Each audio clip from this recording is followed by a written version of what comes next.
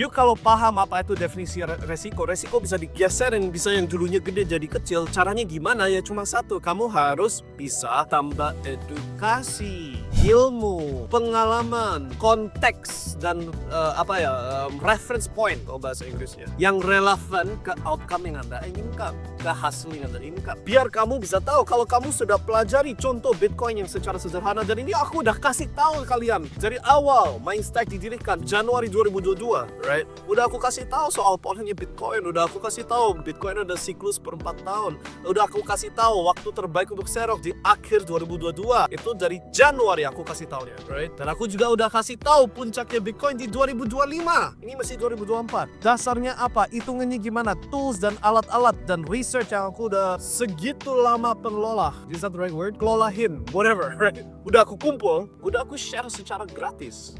Gak perlu bayar saya, gak perlu join komunitas VIP, itu udah dapat. Tapi sampai sekarang kamu gak tahu. Kenapa? Karena menurut kamu, kripto resiko tinggi.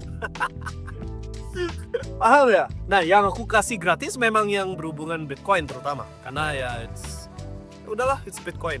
Everybody harusnya bisa tahu Bitcoin. Tapi kalau kamu udah tahu bahwa di momen sekarang, Desember 2024, even sampai awal Januari 2025, right? Cuan besarnya itu bukan di Bitcoin, cuannya itu di altcoins. Sekarang kamu bilang ke saya, altcoins resiko tinggi nggak? Ya tergantung. Kamu ngerti peternakan nggak? Paham maksud saya? Ya, saya cuma ngomong apa adanya. Untuk saya, altcoins itu resiko rendah banget. Untuk komunitas VIP kita yang sekarang udah merupakan komunitas super kuat, mereka tahu itu resiko rendah karena sudah ada strategi, sudah ada ilmu, sudah ada referensi yang bantu mengurangi yang dulunya resiko besar, sekarang jadi resiko rendah. Tapi hasil reward dari resiko tersebut jauh melampaui hasil dari hanya sekedar Bitcoin. Dan arti katanya, kalau better daripada Bitcoin, artinya juga better daripada emas, saham, indeks saham, deposito, bla bla bla.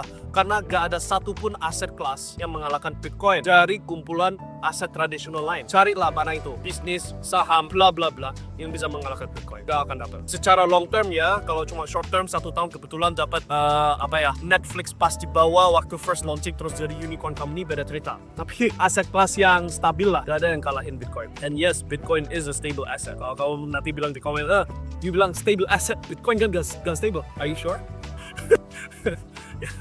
Did you do your research?